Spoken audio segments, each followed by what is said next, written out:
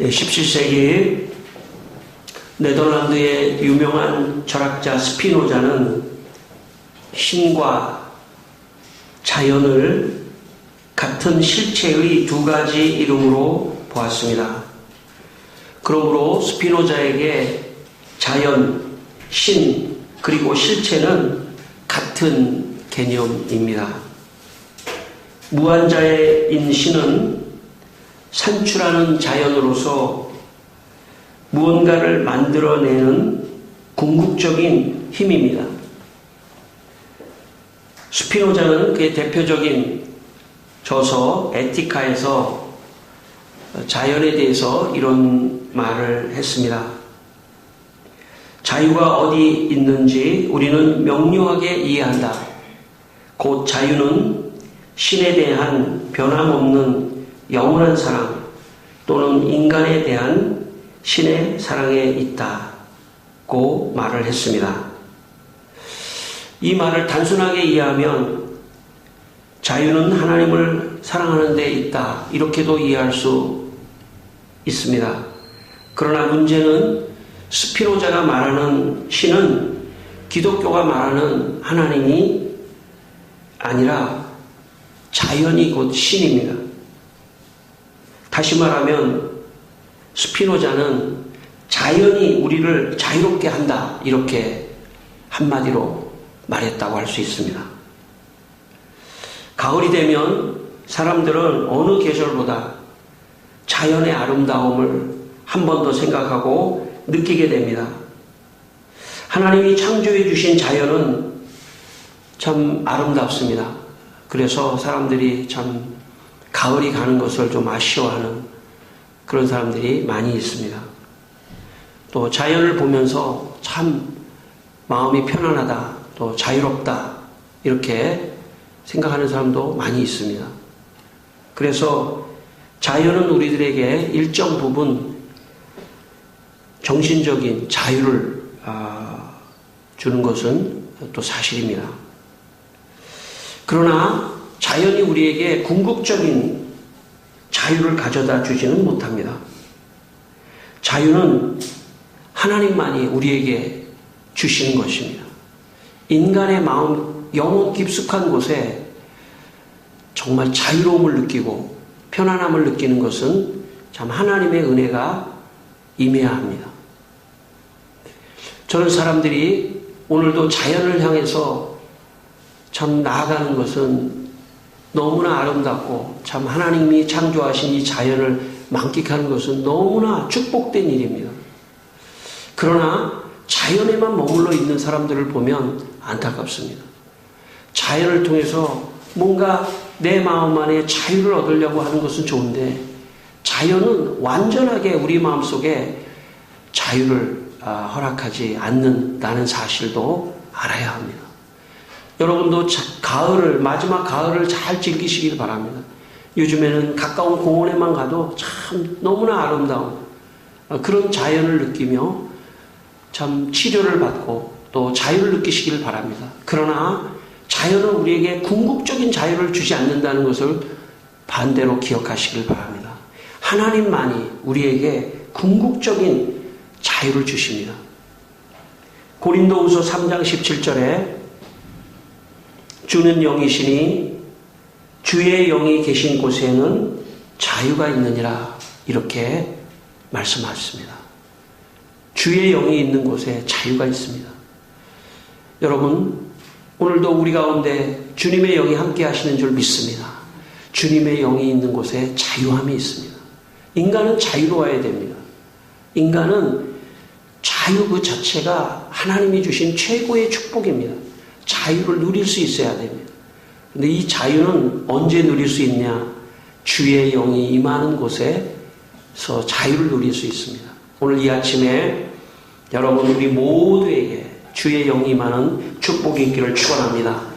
오늘 성경 말씀 요한복음 8장 말씀 32절 말씀에 예수님께서 믿은 유대인들에게 진리를 알지니 진리가 너희를 자유롭게 하리라 이렇게 말씀하셨습니다. 그동안 유대인들은 율법을 지켰습니다. 율법을 잘 지키면 어떤 자유가 올 거라고 생각했습니다. 그러나 율법을 지키면 지킬수록 오히려 자유롭다기보다는 너무 짐이 되고 너무 부담이 되고 하는 그런 상황이 유대인들에게 있었습니다. 그래서 예수님께서 유대인들에게 진리를 알지니 진리가 너희를 자유케 하리라. 진리는 누구입니까? 진리는 바로 예수 그리스도입니다. 나를 알면, 나를 믿으면, 예수님을 믿으면 너희가 진정한 자유를 얻을 것이다. 이렇게 유대인들에게 말씀하셨던 겁니다. 제가 이스라엘 성지순례를 갔을 때 참 불편한 점들이 있었습니다. 그건 뭐냐면 이 유대인들은 지금까지 안식일, 금요일 저녁부터 토요일까지 안식일을 지키기 때문에 안식일 경우에는 교통도 운행이 중단되기도 하고 또 음식점도 문을 다 닫습니다. 그래서 굉장히 생활하기가 불편한 그런 경험을 제가 했습니다. 심지어 그 이스라엘 그 보도에 의하면 갈멜산이라고 하는 아주 높은 산이 있는데 그 높은 산, 우리로 말하면 무슨 설악산 같은 케이블카, 그 케이블카를 이렇게 설치를 해놨는데 관광객들이 딱 와서 봤는데 안식일이라서 케이블카 운행을 중단해 있는 그런 경우도 있습니다. 안식일이 시작되는 금요일 저녁에 극장에서 영화를 상영하자 보수적인 유대인들이 데모를 해서 영화 상영이 금지되었습니다. 예루살렘에서는 금요일 저녁에 영화를 상영하자 유대인 2만 명이 통곡의 벽에 모여 영화 상영 반대 기도회를 열기도 했습니다. 예수님 당시에도 유대인들은 율법을 지나치게 극단적으로 적용해서 사람들의 자유를 침해했습니다. 여러분, 종교라고 하는 것이 점점 사람을 통제하려고 하면 법이 계속 생기게 돼 있습니다. 사람이 많아지면 그 사람들을 통제하기 위해서 종교법을 많이 만들어서 그 사람을 통제하고 억압할 가능성이 많습니다. 제일 무서운 법이 종교법입니다. 여러분, 이슬람이나 무슨 유대교나 이런 큰 집단의 어떤 종교법이라고 하는 건 굉장히 무섭습니다. 그래서 그 법을 지키지 않으면 죽기도 합니다. 오히려 하나님께서 주신 율법의 정신은 그런 정신이 아닙니다. 율법의 정신은 사람들을 더 참 자유롭게 하는 것인데 그 율법의 정신을 왜곡해서 잘못 지키고 지나치게 지키다 보니까 사람들을 더 억압하고 하는 그런 좋지 않은 그 형태로 나타나게 된 것입니다. 그래서 현재 예수님 앞에 있는 그 유대인들은 진정한 자유를 모르고 종교적인 어떤 속박 속에 있었던 것입니다. 그래서 예수님께서 나를 믿으면, 진리를 알면, 나를 알면, 나 예수를 알면 너희가 자유롭게 되리라. 그렇게 말씀한 겁니다. 여러분, 인생은 참 자유로워야 돼요. 마음에 자유가 있어야 됩니다. 근데 그 자유는 이 세상이 줄 수 있는 게 아닙니다. 정말 내 마음의 깊은 영혼 속의 자유는 예수 그리스도, 그분이 주셔야 하는 것입니다. 예수님이 우리에게 자유를 주실 때만이 우리 안에 설명할 수 없는 자유가 임하는 것입니다. 오늘 여러분에게 이 예수님이 이 자유를 여러분에게 각자에게 주시기를 바랍니다. 여러분, 이 자유가 여러분의 마음속에 있을 때 여러분 이 세상을 초월해서 살 수 있는 것입니다. 요한복음 14장 6절에 예수께서 이르시되 내가 길이요 진리요 생명이라고 말씀했습니다. 진리가 너희를 자유케 하리라. 그 진리는 바로 예수님입니다. 제가 아는 어느 장로님은 교회 생활에 얼마나 열심히신지 모든 교회 모임에 한 번도 빠지지 않고 나오시는 분입니다.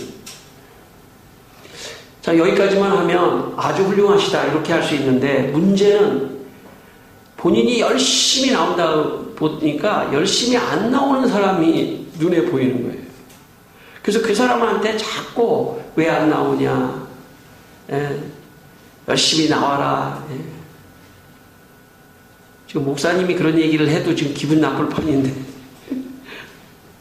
장로님이 열심히 왜 안 나오냐, 뭐 이유가 뭐냐, 자꾸 꼬치꼬치 캐물으니까 사람들이 옆에서 다 도망가요. 저도 그 장로님만 보면 이상하게 피하게 되더라고요. 나에게 무슨 의무를 주지 않을까, 목사님 뭐 좀 잘못한 거 지적을 받지 않을까.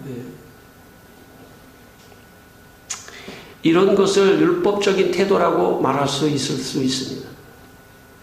주위 사람들이 신앙생활에서 자유를 누리지 못하도록 그렇게 할 수가 있습니다. 본인만 좀 열심히 하면 괜찮습니다. 그런데 그걸 다른 사람에게 그 잣대로 강요하면 그게 바로 율법적인 삶이 될 수 있습니다. 바로 예수님 당시에 바리새인들이 그런 사람들입니다. 자기들은 열심히 신앙생활 한 다음에 다른 사람을 자꾸 정죄하는 겁니다. 그러니까 소수의 종교인들이 다수의 사람들에게 종교적인 보이지 않는 억압을 하니까 자유가 없는 거예요. 종교를 믿긴 믿어야 되는데 자유가 없는 겁니다. 그래서 예수님께서 나를 알아라.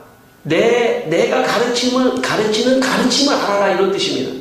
내가 너희들에게 가르치는 그 가르침을 알아라. 내 가르침은 가벼우며 자유를 주는 가르침이다. 이렇게 말씀하신 것입니다. 그러므로 여러분, 예수님을 여러분이 마음속에 알고 예수님 말씀을 따라서 살면 여러분의 마음속에 자유가 임하게 될 것입니다. 교회 생활은 우선 자유롭고 즐거워야 합니다. 그러려면, 제가 가만히 보니까, 그러려면 가능한 한 의무를 지어주면 안 됩니다. 제가 아는 어떤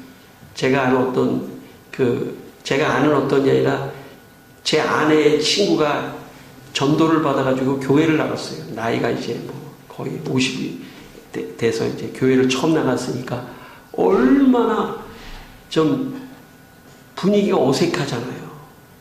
근데 교회를 갔더니 너무 좋았던 거예요. 너무 좋아가지고 열심히 나갔어요. 열심히 나가니까 교회에서 성가대도 하세요. 구역장도 하세요. 이것도 하세요. 저것도 하세요. 그러니까 그걸 계속 안 할 수 없어서 계속 하는데 그게 자꾸 짐이 되는 거예요.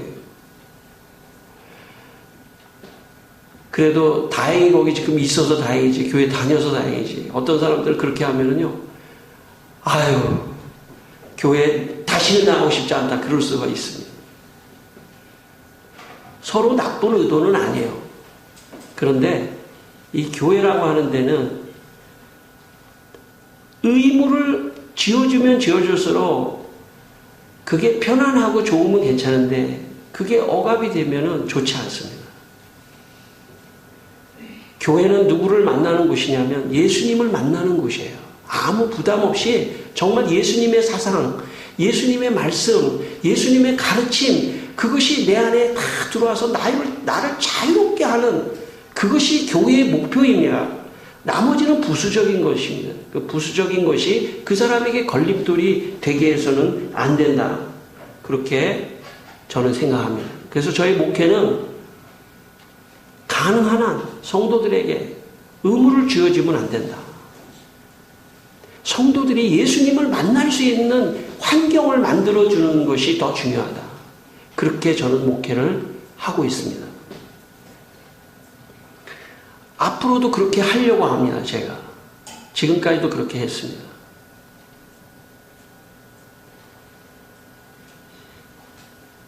성도님들 서로에게 서로도 성도님들끼리도 어떤 부담을 주지 않기를 바랍니다. 성도님들끼리도 서로 부담을 주지 않아야 합니다. 교회에서 예수님을 만나 자유를 얻고 싶은데 교회 가면 저 사람이 나한테 좀 부담을 주네. 그러면 그것 때문에 교회를 못 나올 수도 있습니다. 그래서 성도님들도 서로 부담을 서로 안 주시기를 바랍니다. 그래서 예의를 지키고, 그래서 제가 우리 교회에서 제일 중요하게 생각하는 덕목이지 않습니까? 예의를 지키고. 여러분, 어떤 분에게 왜 지난주 안 나왔어? 그런 얘기도 하지 않아야 됩니다. 왜냐하면 내가 지난주에 무슨 일이 있어서 못 나올 수도 있거든요. 근데 목사님이 그렇게 얘기해도 기분이 지금 안 좋을 판인데 성도님이 뭐 나 지금 체크하는 거야? 이런 식의 생각을 가질 수 있습니다. 교회가 굉장히 예민한 곳이에요. 그래서 제가 우리 교회는 서로 가능한 한 묻지도 말라 이렇게 하는 교회지 않습니까?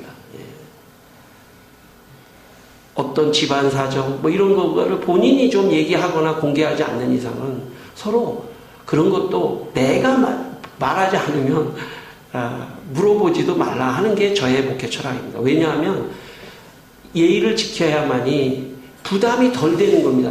교회 갔는데 저 사람이 나한테 또 뭘 물어볼까봐, 혹은 저 사람이 나한테 어떻게 좀 할까봐 그게 부담스러워서 오늘 교회 가지 말자 이럴 수도 있는 게 교회예요. 왜냐하면 교회는 동질 집단이 아닙니다. 무슨 말이냐면 교회는 같은 어떤 문화권에 있는 집단의 사람들이 모인 곳이 아니에요. 여기는 다 문화권이 다르고 나이도 다르고 환경도 다르기 때문에 자기의 문화권에서 다른 사람에게 말을 하면 상대방의 문화가 그걸 못 받아들일 수도 있다는 걸 기억해야 돼요. 그래서 어디보다도 교회는 조심해야 돼요. 내가 이 한마디 할 때 상대방에게 조금 신뢰가 될까? 하는 것도 예민하게 생각해야 합니다. 그래서 목사가 제일 어렵습니다. 왜냐하면 어떤 상황이 벌어졌을 때 이걸 말을 해야 되나 안 해야 되나도 굉장히 여러 가지 각도에서 생각합니다. 여러분도 그런 문화를 배우셔야 됩니다. 저도 잘한다는 뜻이 아닙니다. 저도 조심하고 여러분도 서로 조심해야 돼요. 그래서 이 교회 안에서 성도들이 예수님을 만나는 궁극적인 목표를 향해서 잘 편안하게 갈 수 있도록 서로 배려를 해야 합니다. 저는 우리 모두가 다 예수님을 만나야만이 됩니다. 예수님을 만나야 내 안에 자유가 넘쳐흐르기 때문에 저는 오늘 우리 모두가 다 율법적인 사람이 되지 말고 정말 성숙한 사람이 돼서 다른 사람들을 배려하고 그렇게 해서 모두가 다 이 교회에서 예수님을 다 만나서 자유를 누리는 여러분이 되시기를 바랍니다. 에티오피아 여러분 마틴 루터 이야기를 먼저 하겠습니다. 여러분 종교개혁자 마틴 루터는 종교개혁을 하면서 쓴 논문 크리스찬의 자유라고 하는 책에서 이런 말을 했습니다. 어떤 말을 했냐면 우리의 신앙 크리스찬의 자유는 우리를 게으름이나 사악함 가운데서 살게 하지 않으며 인간의 의와 구원을 위하여 율법이나 공정이 필요치 않도록 만든다. 가톨릭 교회는 사람들에게 참 자유를 주기보다는 여러 가지로 종교적으로 억압하는 그런 상황이 있었습니다. 루터는 크리스찬에게 자유를 줘야 된다. 이게 슬로건입니다. 이게 종교개혁의 정신입니다. 지금 그것이 예수님의 정신이고 마틴 루터의 정신입니다. 크리스찬들에게 자유를 줘야 된다. 그랬더니 옆에서 뭐라고 그러냐면 그렇게 되면 사람이 게을러지지 않겠나. 그러면 사람들이 너무 자유를 주면 사악해지지 않겠나. 그렇게 염려했던 것입니다. 그래서 루터는 자유를 주면 그 사람이 게을러지는 것이 아니다. 자유를 주면 그 사람이 사악해지는 게 아니다. 크리스찬들에게 자유를 줘야 된다. 이렇게 종교개혁을 했던 것입니다. 여러분 목회자인 저로서 교인들에게 자유를 주면 저 사람들이 더 게을러지겠지 이렇게 생각할 수도 있습니다. 그렇기 때문에 자유를 줘서는 안 된다. 계속해서 그냥 정신없이 만들어야 된다. 이건 일제시대의 무슨 군사문화입니다. 군사문화. 오히려 루터의 생각이 주님의 생각입니다. 크리스찬들에게 자유를 줘야 된다. 그래도 게을르지 않을 수 있고 자발적일 수 있고 사악하지 않을 수 있고 그것이 종교개혁의 정신입니다. 그것이 예수님의 정신을 루터가 재현한 것이라고 말할 수 있습니다. 에티오피아 선교사 김태훈 선교사님에 대한 간증을 제가 하려고 합니다. 이분은 서울대 의대를 나온 의사입니다. 서울대학 병원 외과 전문이고 서울 아산병원 소아외과 교수였습니다. 그런데 어느 날 주님께서 그 의사 선생님에게, 젊은 40대 의사 선생님에게 주님께서 말씀하셨습니다. 내가 원하는 곳에 갈 수 있겠나? 그 마음속에 주님이 말씀하신 그 말씀이 마음에 와서 닿았습니다. 내가 원하는 곳에 갈 수 있겠나? 그분은 여기 한국에 있으면 참 제일 좋은 국립대학의 교수가 될 수 있는 그런 분입니다. 그런데 주님의 말씀이 그 마음 안에, 영혼 안에 도전했을 때 에티오피아로 선교사로 가기로 결정합니다. 에티오피아 선교사로 갈 때 아내와 제일 큰 아이가 셋이 있었는데 제일 큰 아이가 초등학교 1학년입니다. 에티오피아 선교사로 갔습니다. 1년 3개월 후에 이 김태훈 의사 선교사에게 왼쪽에 파킨슨 병이 나타났습니다. 왼쪽이 다리가 절고 왼쪽이 마비가 오는 파킨슨 병이 나타났습니다. 절망이죠. 선교사로 갔는데 가서 에티오피아 보건부에서 거기에 에티오피아의 의사들에게 새로운 기술을 전수하며 좋은 일을 하고 있었는데 파킨슨 병이 왔습니다. 아내와 아이들도 다 절망했습니다. 그러나 서울로 돌아오지 않았습니다. 그 열악한 복지부에서 일을 5년 동안 했습니다. 그 5년 만에 또 그 복지부에서 쉽게 말하면 병이 와서 그랬는지 모르겠지만 복지부에서 쉽게 말하면 퇴직을 했습니다. 퇴직을 해서 아무 일자리도 없고 그냥 복지부 옆에 그냥 자문한다고, 자문 요구도 안 합니다. 돈도 못 받습니다. 월급도 없습니다. 거기서 그냥 머물러 있습니다. 6년째. 5년 동안 복지부에서 일하고 1년은 지금 올 3월에 퇴직해서 그냥 거기에 있습니다. 이게 보도가 돼가지고 어느 간증 모임에서 간증을 하는 걸 제가 봤습니다. 이분이 간증하면서 이렇게 말을 하더라고요. 뭐라고 말하냐면, 저는 하는 일이 없는데 제가 무슨 간증을 해야 할지 모르겠습니다. 저는 지금 아무것도 하지 않습니다. 제가 아무것도 한 게 없어서 오직 하나님의 영광만 드러날 것 같습니다. 저는 아무것도 지금 한 게 없는데 제가 왜 여기 서 있는지 모르겠습니다. 웃으면서 왼쪽 손은 쓰지 못하면서 저는 그거를 한 40분짜리를 보면서 그분 안에 있는, 그 선교사 안에 있는 자유를 보았습니다. 저 사람 참 자유로운 사람이구나. 지금 그분은 병 속에 있고 어떻게 보면 서울에 있으면은 대학병원의 최고 외과 전문의로서 교수로서 존경을 받을 수 있는 그 사람이었지만 주님의 음성을 듣고 에티오피아로 가서 거기서 병이 걸리고 직장이 떨어지고, 그런데도 참 그 얼굴에서 웃음과 감사가 오히려 넘치는 그것을 보면서, 저게 진짜 자유구나. 저게 자유구나. 주님이 주신 자유가 저런 거구나 하는 것을 제가 느꼈습니다. 여러분, 예수님이 주시는 자유는 이 세상을 초월하는 자유입니다. 여러분, 예수님이 주시는 자유는 이 세상의 고난을 초월하는 자유입니다. 예수님이 주시는 자유는 이 세상의 질병도 초월하는 자유입니다. 예수님이 주시는 자유는 이 세상의 물질도 초월하는 자유입니다.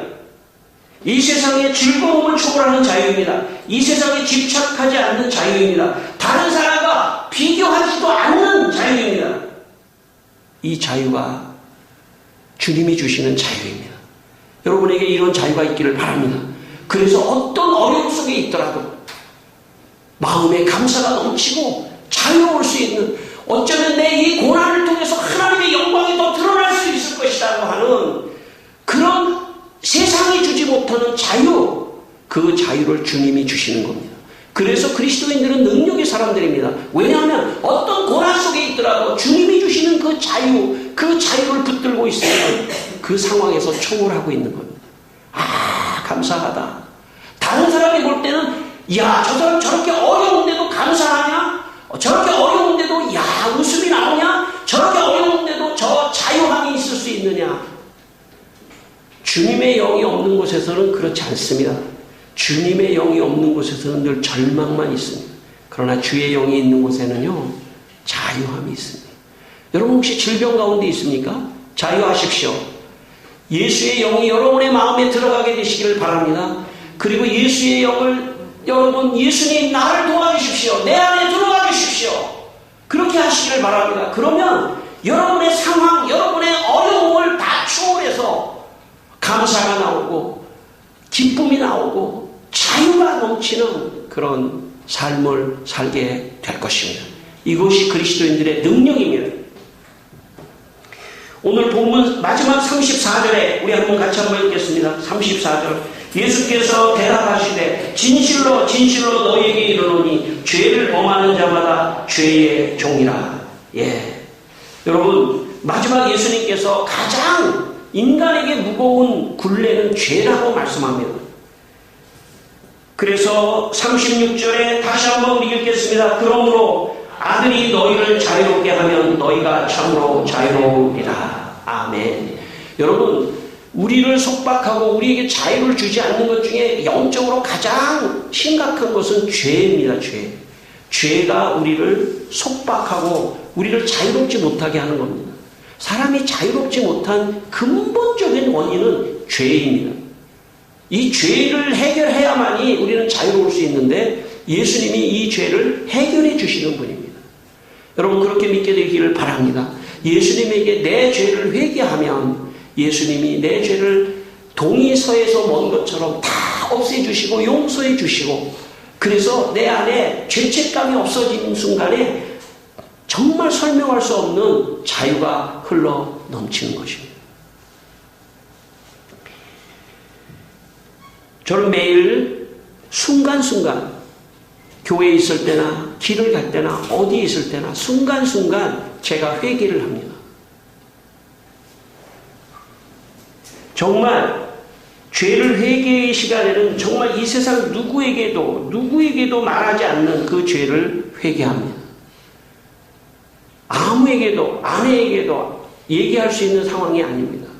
나 혼자 개인적으로 갖는 죄, 내 영혼 깊은 곳에, 생각 깊은 곳에 생각으로 짓는 모든 죄까지 저는 순간순간 하나님 용서해 주십시오. 하나님 회개합니다. 용서해 주십시오. 하고 저는 순간순간 회개합니다. 그러면 그 회개를 하고 나면서 하나님 또 이 죄를 짓지 않도록 저를 지켜주십시오.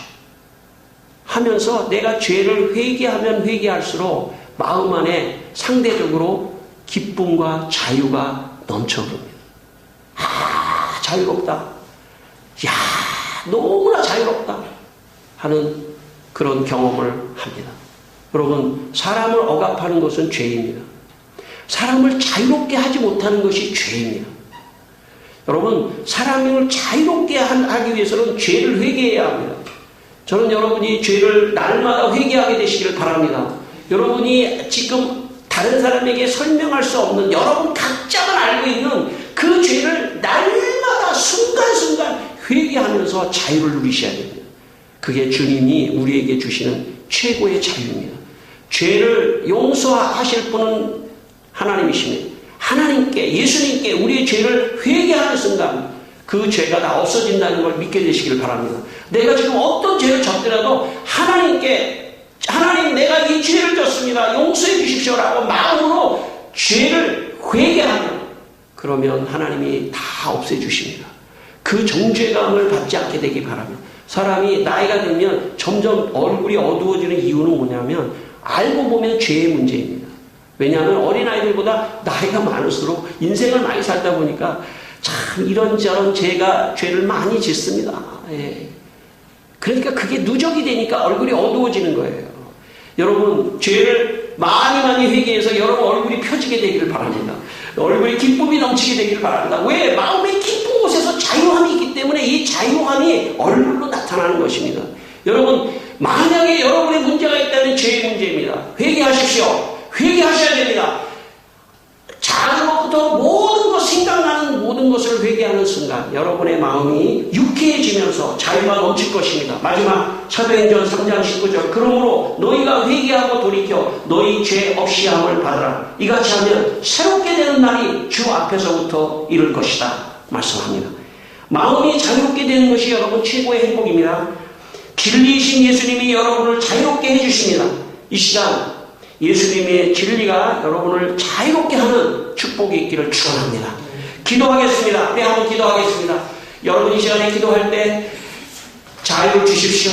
세상이 주지 못하는 예수님, 진리이신 예수님에게 자유 주십시오. 우리 여러분 한번 같이 자유를 달라고 한번 기도하겠습니다. 통성으로 한번 기도하겠습니다. 하나님 아버지, 주님 이 시간 세상이 주지 못하는 진리이신 주님이 주시는 자유를 주셔서 주님 질병도 초월하게 하시고 고난도 초월하게 하시고 주님 물질도 초월하게 하시고 모든 어려움도 초월하게 하시고 주여 이 자유의 능력을 가지고 하나님께 감사하며 나아가는 성도들이 다 되게 하여 주시옵소서. 할렐루야. 오늘도 이 아침에 우리 모든 성도들에게 자유를 주시는 줄 믿습니다. 자유를 원합니다. 주님이 주시는 자유를 우리가 가지고 돌아가게 하여 주시옵소서. 할렐루야. 주님을 찬송합니다.